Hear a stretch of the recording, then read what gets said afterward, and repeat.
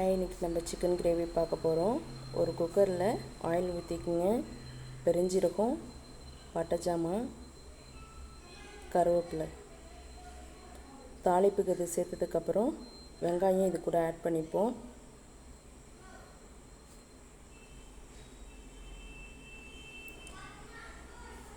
வெங்காயத்தை நல்லா பொன்னிறமாக வதங்குற வரைக்கும் ஆட் பண்ணுங்கள்.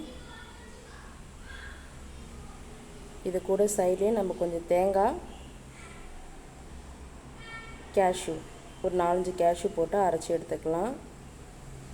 வெங்காயம் வதங்குறதுக்கு கொஞ்சோண்டு உப்பை ஆட் பண்ணி நல்லா வதக்கிப்போம். பொன்னிறமாக ஆயிடுச்சு. இப்போ நம்ம இது கூட 2 டீஸ்பூன் இஞ்சி பூண்டு பேஸ்ட்டு, இதில் இஞ்சி பூண்டு பச்சை வாசனை போனதுக்கப்புறம் தக்காளி ஆட் பண்ணிக்கலாம்.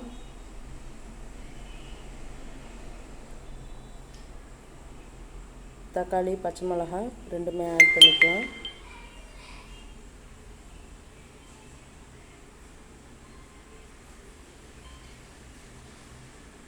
இப்போ நம்ம அரைச்சி வச்சுருக்கிற பேஸ்ட்டு நல்லா ஃபைன் பேஸ்ட்டாக நம்ம அரைச்சி வச்சுருக்கோம்.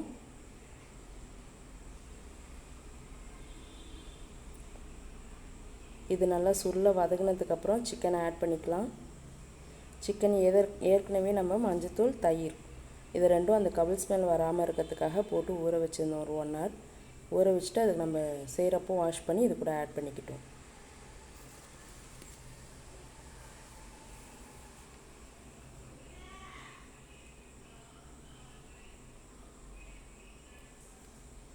இது நம்ம நல்லா வதக்கிட்டு தட்டு போட்டு மூடி வச்சிடணும். இதில் இருக்க அந்த வாட்டர் கண்டென்ட்டுக்கு நல்லா கொஞ்சம் வெள்ளம் வந்துடுச்சுன்னா நம்மளுக்கு அந்த சிக்கன் வந்து ஸ்மெல் இல்லாமல் நல்லாயிருக்கும்.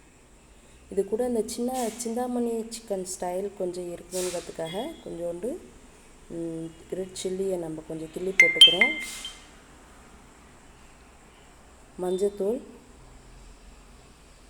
நான்வெஜ்ஜுக்கு முக்கியமானது மஞ்சத்தூள். அதுதான் அந்த ஸ்மெல் வராமல் இருக்கிறதுக்கு யூஸ்வலாக நம்ம யூஸ் பண்ணிக்கிறது. சிவப்பு மிளகாய் பொடி, தனியாத்தூள், இதை ரெண்டும் போட்டு மிக்ஸ் பண்ணிக்கிட்டு chicken powder, chicken masala powder and garam masala powder ரெண்டும் இது கூட ஆட் பண்ணிப்போம்.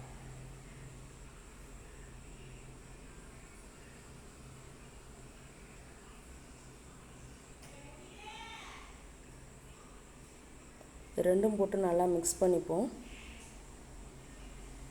கொஞ்ச நேரம் மூடி வச்சு நெக்ஸ்ட்டு ஓப்பன் பண்ணிவிட்டு நம்ம அரைச்சி வச்சுருந்த தேங்காய், கேஷ்யூ அதனோட பேஸ்ட்டை வந்து இது கூட ஆட் பண்ணிக்கிட்டு நம்மளுக்கு எவ்வளோ அளவு தேவையான தண்ணியும் அதை இது கூட ஆட் பண்ணிக்கலாம். இதை வந்து நம்ம சோம்பேறி சிக்கன்னு கிரேவின்னு சொல்லலாம். ஈஸி அண்டு டேஸ்டி சிக்கன் கிரேவின்னு சொல்லலாம். இது சப்பாத்தி, பரோட்டா இதுக்கும் நல்லாயிருக்கும். இன்னும் கொஞ்சம் காரம் கம்மியாக தெரியும், நம்மளுக்கு இன்னும் காரம் தூக்கலாக வேணும்னா பெப்பர் நம்ம யூஸ் பண்ணிக்கலாம். பெப்பர் பவுடர் யூஸ் பண்ணிவிட்டு நம்ம சாப்பாட்டுக்கும் இது தொட்டுக்கலாம்.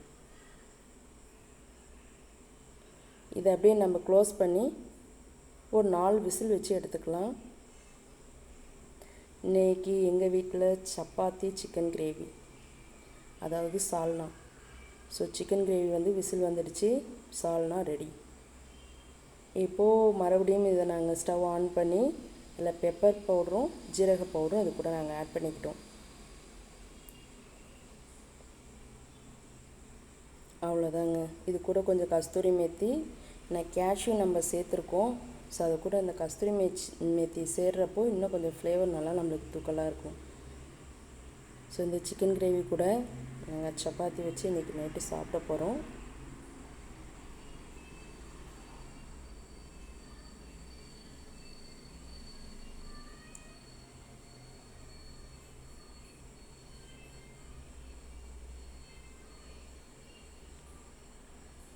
சிக்கன் கிரேவி ஒரு பக்கம் கொதிச்சிட்ருக்கு, சப்பாத்தி ஒன் சைடு ரெடி ஆகிட்டுருக்கு.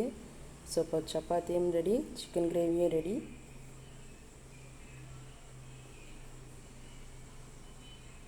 ஓகே, பாய்.